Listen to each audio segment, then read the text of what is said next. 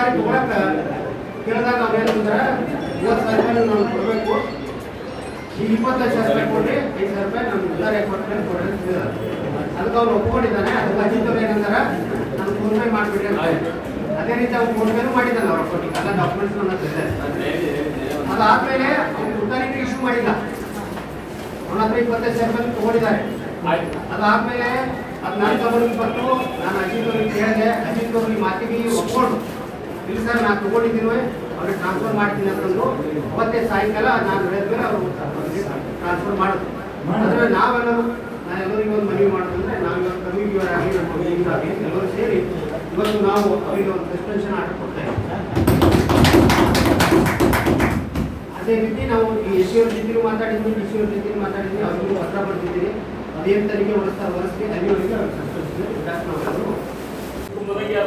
ಅದೆಲ್ಲ ಬೋರ್ಲಿ ಹಾಕಿದ್ರು ಒಳಗೆ ಗೊತ್ತಲ್ಲ ಅದಕ್ಕೆ ನಾವೆಲ್ಲ ಕಂಡಿಡ್ಬೇಕಾದ್ರೆ ನಾವು ಪ್ಲೀಸ್ ನಿಮ್ಮೊಂದು ರಿಕ್ವೆಸ್ಟ್ ಮಾಡ್ತೀವಿ. ನಿಮ್ಮದು ಸೀಲು ದೇವರು ಸಿಕ್ಕಾತು ಲೋಕಾಯುಕ್ತ ತನಿಖೆ ಕೊಡಿ. ನಮ್ಮಲ್ಲಿ ಒಂದು ಪ್ರಕರಣ ಆಗ್ಯದ, ಇದ್ರಾಗ ನಾವು ಭಾಳ ದಯಮಾಡಿ ನಾವು ಲೋಕಾಯುಕ್ತ ತನಿಖೆ ಕೊಡ್ರಿ, ಎಲ್ಲ ತನಿಖೆ ಆಗಲಿ. ಯಾರು ಸೀಲ್ ಹೊಡ್ತಾರೋ ಅವ್ರು ಶಿಕ್ಷೆ ಆಗ್ಬಿಟ್ಟು ಬಡ್ಡಿಯನ್ನು ಇಡೀ ಸಿರಿ ಜನತೆಗೆ ಒಂದು ಕಡಿಮೆ ಮಾಡಿ ಬ್ಯಾಂಕ್ನಲ್ಲಿ ಎಲ್ಲ ಸಿರಿ ಜನತೆಗೆ ಒಂದು 2 ತಿಂಗಳು ಅವಕಾಶ ಕೊಟ್ಟು ತುಂಬ್ಕೋಬೇಕಂತ ನಮ್ಮ ಸರ್ವ ಸದಸ್ಯರಲ್ಲಿ ಅವರೊಂದಿಗೆ ಮನವಿ ಮಾಡಿ ಬಡ್ಡಿ ಬಿಟ್ಟು ಬ್ಯಾಂಕಿನಿಂದ ತುಂಬಿದ್ರೆ ಒಂದು ವಿಶೇಷ 2 ತಿಂಗಳಲ್ಲಿ ಅನುದಾನ ಆಗಿ ನಮ್ಗೆ ಹೆಚ್ಚಿನ ಅವಕಾಶ ಕೊಟ್ಟಾಗ ನಮ್ಮಲ್ಲಿ ಮನವಿ ಮಾಡ್ತಿದ್ದಾರೆ.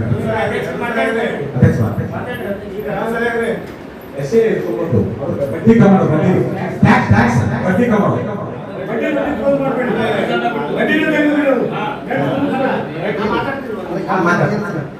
ಈಗ ನಾನು ಅಧ್ಯಕ್ಷ ಅಂದಮೇಲೆ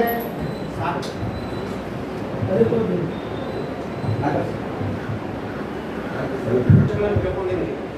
ಮೊದಲನೇದಾಗಿ ಟ್ಯಾಕ್ಸ್ ವಿಚಾರದಲ್ಲಿ ಎಷ್ಟೋ ಜನ ಬರ್ತಾರೆ ನಮ್ಮಲ್ಲಿ, ಪಾಪ ಬೋಡೋರು ಬರ್ತಾರೆ, ಇದ್ದವ್ರು ಬರ್ತಾರೆ, ಬಂದು ಏನು ಹೇಳ್ತಾರೆ, ಸರ್ ನಮ್ಗೆ ಬಡ್ಡಿ ತುಂಬ್ಕೊಳಕ್ಕೆ ಆಗ್ತಿಲ್ಲ ಸರ್, ನಾವು ಈಗ ಅಸಲು ತುಂಬ್ತೀವಿ, ನಾವು ಉದ್ದಾರ ಮಾಡಿಕೊಡ್ರಿ ಅಂತ.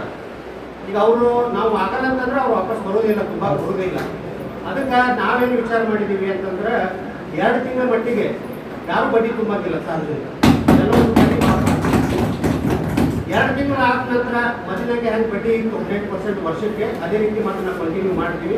ಅದಕ್ಕೆ ಸಾರ್ವಜನಿಕರಿಗೆ ಇದ್ರ ಉಪಯೋಗ ತಗೋಬೇಕಂತ ಹೇಳಿ ನಾನು ತಮ್ಮೆಲ್ಲ ಮಾಧ್ಯಮ ಮುಖಾಂತರ ನಾನು ಸಾರ್ವಜನಿಕರಿಗೆ ಒಂದು ಕಳಕಳಿ ವಿನಂತಿ ಮಾಡ್ಕೊಡ್ತೀನಿ.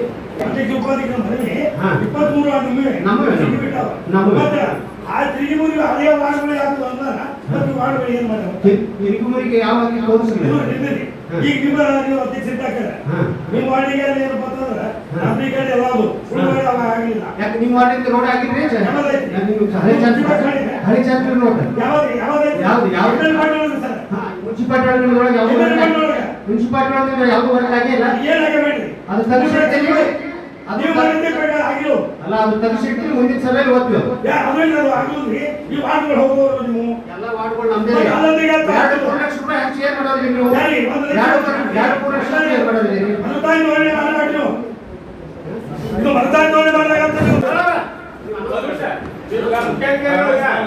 ಅವರು ಸದಸ್ಯರು ಏನು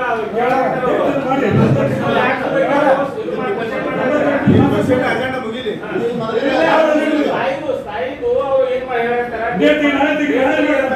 ಅವರು ಮುಖ್ಯಾಧಿಕಾರಿಗಳು ಕ್ಲಾರಿಫೈ ಮಾಡ್ರಿ.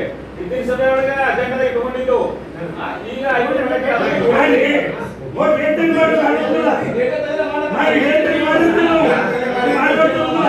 ಈಗ ಸಭೆಗೆ ನಾವು ಕೂಡ ಡೇಟ್ ತೆಗೆಯಕ್ಕೆ 7 ಜನ ಸದಸ್ಯರಲ್ಲಿ ಅಧ್ಯಕ್ಷನಾಗಿ ಯಾರಾದ್ರೂ ಆಯ್ಕೆ ಮಾಡ್ತಾರೆ. ಎಲ್ಲ ಸದಸ್ಯರು ಕೂಡಿ ಸ್ಥಾಯಿ ಸಮಿತಿ ಸದಸ್ಯರನ್ನ ಅಧ್ಯಕ್ಷರಾಗಿ ಶ್ರೀಧರ್ ಬಿ ಆಯ್ಕೆ ಮಾಡಿದರೆ ಅವರಿಗೆ ನಮ್ಮ ಪ್ರತಿನಿಧಿಯಾದಂತಹ ಹಾರ್ದಿಕ ಅಭಿನಂದನೆಗಳು. ಇದು ಸರಿ ಅನಿಸಿಲ್ಲ, ಇದು ಸರಿ ಮಾಡಬೇಕು.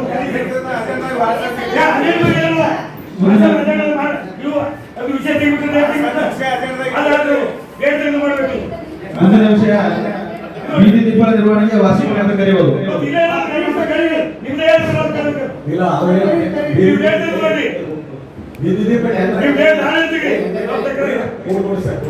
ಬೀದಿ ಇನ್ನೊಂದು ಹಾಕ್ತಿದ್ದಾರೆ.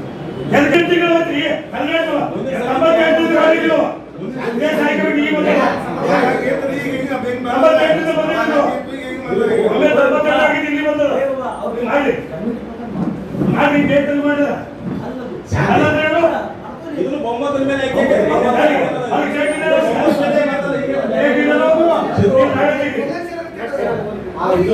ಸರ್ ಇದು ವಿದ್ಯುತ್ ಏನದಲ್ಲ ಟೆಂಡರ್ ಕರೆಯೋದು ಈಗ ಆಲ್ರೆಡಿ ನಮ್ಮಲ್ಲಿ 3 ಮಂದಿ ಹೋದ್ರಲ್ಲ ಇನ್ನೊಂದು ಬೇಕಾದ್ರೆ ಹೋಗ್ಬೇಕು ನಮ್ಮಲ್ಲಿ ಏನದ ಅದೇ ಅವರೇ ನಿವಾರಣೆ ಮಾಡ್ತಾರೆ ಟೆಂಡರ್ ಕರೆಯೋದು ಯಾಕೆ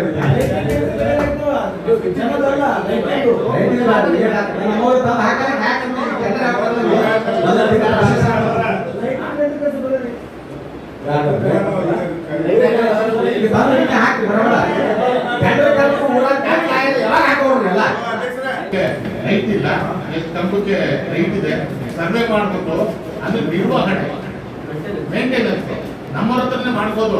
ಅದನ್ನ ಬೀದಿ ದೀಪನ ಖರೀದಿ ಮಾಡಿದ್ರೆ ಪ್ರತಿ ಸರಿ ಒಂದು 50 ಬೇಕಾದ್ರೆ ಒಂದು ನಿಮಿಷ